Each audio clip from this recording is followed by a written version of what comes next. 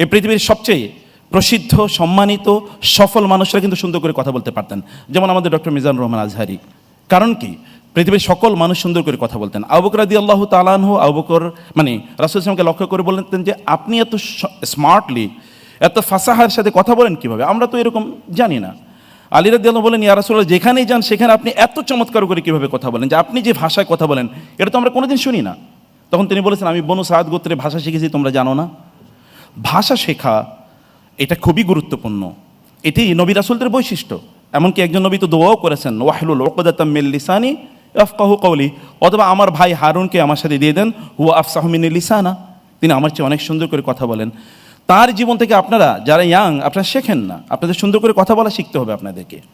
এবং তিনি দেখেন না কি পরিমাণ এঙ্গেজ ছিলেন সমাজে। Any problem arising in the society, the people would immediately refer to him, come to him and solve the problem.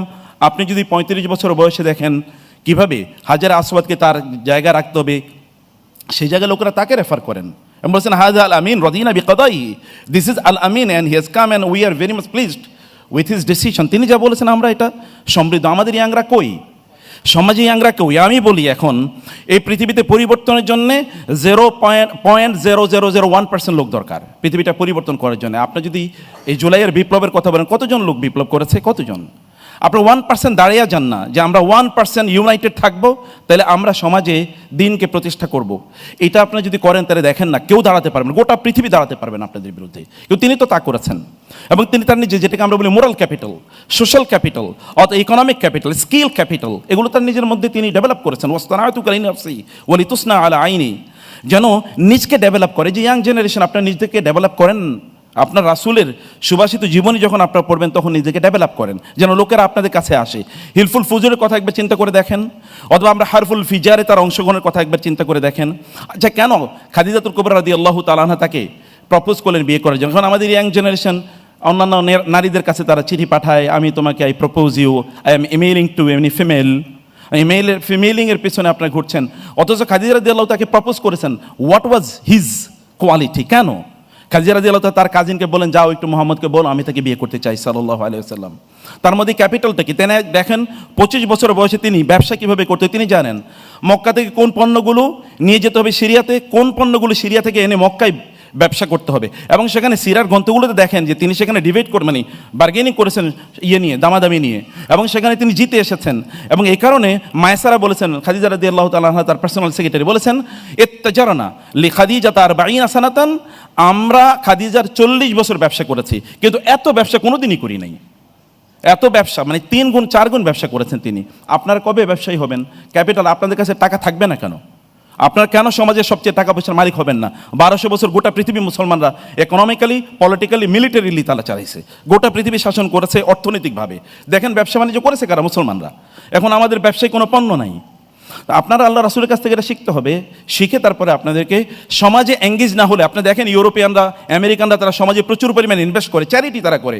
Charity যে করবে তার কাছে এসে, তার পায়ের কাছে এসে লোকেরা ছুটে পড়বে। রাসূল সাল্লাল্লাহু যখন খাদিজাকে বিয়ে করেন রাদিয়াল্লাহু তাআলা আনহা, তারপরে তার সম্পদগুলো কই?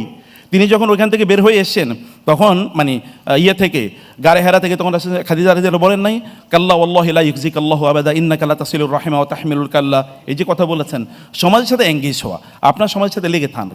হাসানা ফাউন্ডেশন সে কাজই করছে, এবং হাসানা ফাউন্ডেশনের জন্য আমার একটা নাসিহা হলো যে হাসানা নিজের একটা কম্পাইলেশন করুক না সিরার। এই কম্পাইলেশন, এটা একটা রিসার্চ টিম থাকুক, তারা সিরার একটা কম্পাইলেশন করুক, যেখানে যেমন আমাদের আব্দুল্লাহ সাইফুল্লাহ ভাই বলেছেন, এখন অনেক কেস স্টাডি থাকবে যে এখান থেকে আমরা কি নিতে পারি। যে আমরা একটা সিরা হ্যাকাথন করব। এরপরে সিরা হ্যাকাথন এরকম হবে যে শিক্ষার্থীরা নবীজির জীবন থেকে সমাধানমূলক প্রজেক্ট তৈরি করবে। কোনো একটা সমস্যা দেশের যেটা আছে, ফর এক্সাম্পল আমরা বলতে পারি যে আমাদের লোকজন কোনোভাবে হর্ন দেওয়া কমানো যাচ্ছে না। আফ্রিকা ট্যুর করে আসলাম, আফ্রিকার মানুষকে অশিক্ষিত বলি, একটাও হর্ন আমরা শুনি নাই, 4-5টা শুনছি, ওটা বাঙালি ড্রাইভার আমাদের গাড়ি চালাচ্ছিল। তো এইটার কি হতে পারে? এটা হচ্ছে আমরা বলবো সিরা হ্যাকাথন একটা তৈরি করা, আমরা পারি কিনা ইনশাল্লাহ। 2 নম্বর বলবো যে বাচ্চাদের জন্য সিরা স্টোরি টেলিং, যে তাদের জন্য খুব কঠিন কিছু না, কিন্তু একটা চ্যাপ্টার ভাগ করে আমরা বাচ্চাদের মধ্যে এটা ঢুকাই দিব, যে সেই স্টোরি টেলিংয়ের মাধ্যমে নবী করিম সাল্লাল্লাহু আলাইহি ওয়াসাল্লামের সিরাকে উপস্থাপন করবে। আর 3 নম্বর যেটা বলবো, ইনশাল্লাহ এটা অ্যাপ্রুভ হবে, আমার আবেদন ইনশাল্লাহ আশা করি, যে হাসানা ফাউন্ডেশন সিরা রিসার্চ গ্র্যান্ট দিবে একটা, যে সিরা রিসার্চ গ্র্যান্ট থাকবে, এই ফান্ড থেকে প্রত্যেক বছর এমন কিছু পেপারস আসবে, এমন কিছু সমাধান আসবে এই গ্র্যান্ট দিয়ে, যেটা উম্মার কাজে লাগবে ইনশাআল্লাহ। কেবল পড়লেই তো চলবে না, এখান থেকে আমাদের জীবনের রসদ নিশ্চয়ই সেখান থেকে গ্রহণ করা দরকার। অতএব এটা নিশ্চয়ই আমাদের জন্য তখন অনেক কাজে লাগবে। জাযাকুমুল্লাহ খায়ের, অনেক ধন্যবাদ। I am very much pleased এবং অনেক as I am invited here. এখানে লেকচার প্ল্যাটফর্ম না, তারপরেও আমার মনে হলো যে ইয়াংদেরকে কিছু কথা বলা দরকার। As per my study of the সির অফ দি প্রফেট সাল্লাল্লাহু আলাইহি ওয়াসাল্লাম, aspire to inspire before you expire. মরে যাওয়ার আগে কিছু ইন্সপায়ারেশন দেওয়া দরকার মানুষকে, and this is our aspiration. Thank you very much. জাযাকুমুল্লাহ খায়ের। আমরা আল্লাহর কাছে দোয়া করি এই হাসানা ফাউন্ডেশনের মাধ্যমে দুনিয়াতেও হাসানা হবে, আখেরাতেও হাসানা হবে ইনশাআল্লাহ।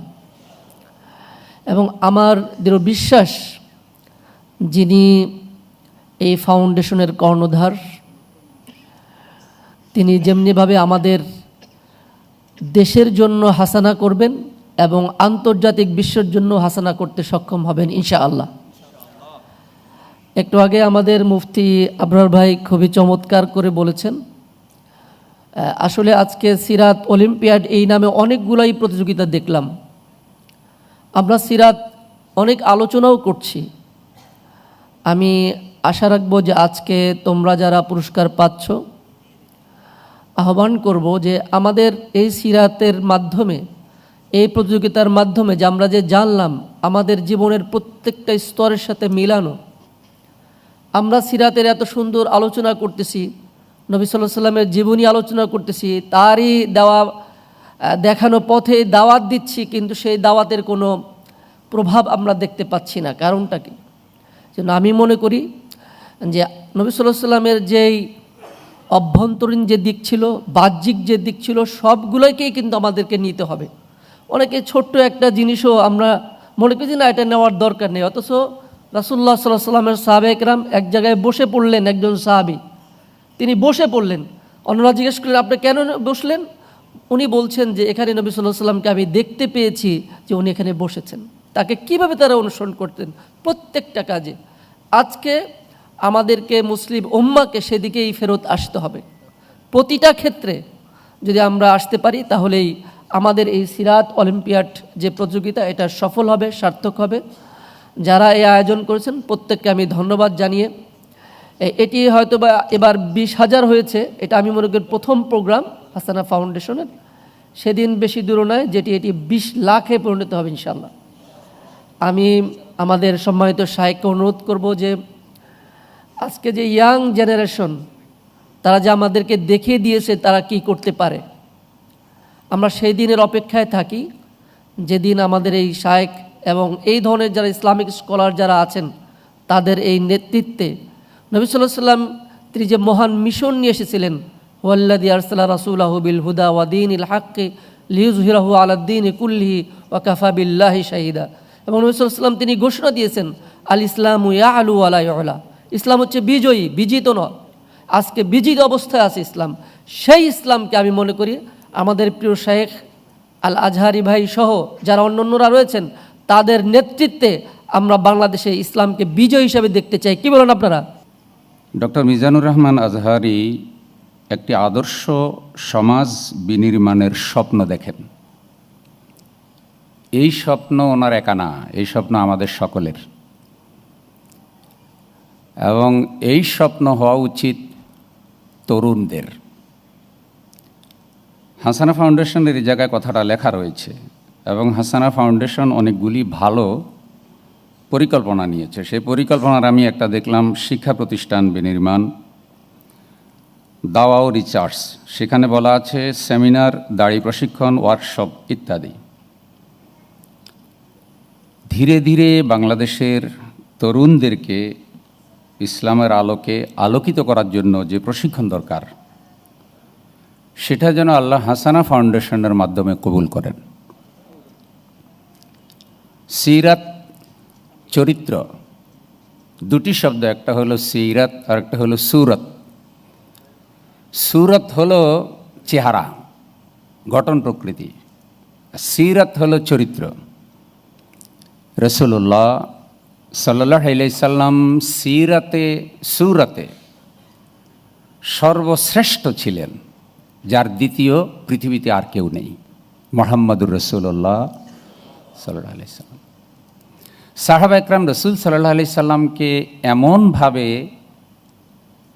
আঁকড়ে ধরতেন, চতুর্দিকে সবসময় জুড়ে থাকতেন, মৌচাকে মৌমাছি যেভাবে থাকে।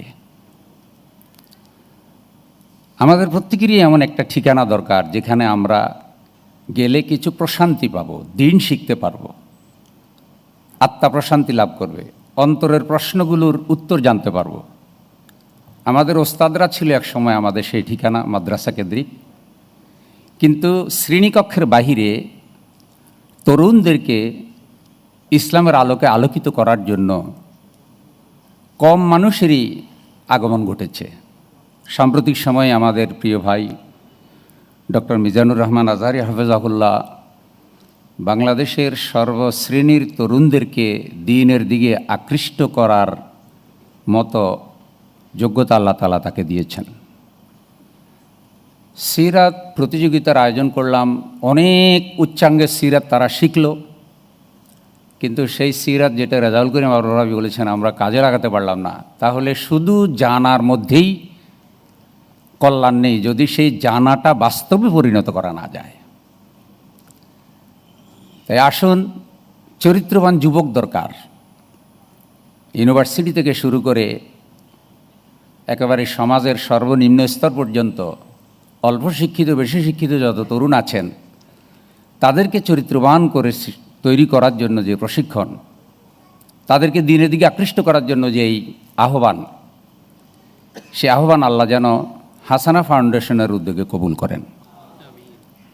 আল্লাহ তাআলা যেই তরুণরা জাতির নেতৃত্ব দিলে জাতি সন্ত্রাস, দুর্নীতি এবং অন্যায় অবিচার থেকে মুক্ত হয়ে একটি আদর্শ সমাজ বিনির্মাণ যে স্বপ্ন দেখে হাসানা ফাউন্ডেশন, তার জন্য যে তরুণ দরকার, সেই তরুণদের একটা বাহিনী যেন আল্লাহ তাআলা এই উসিলায় তৈরি করার তৌফিক দান করেন।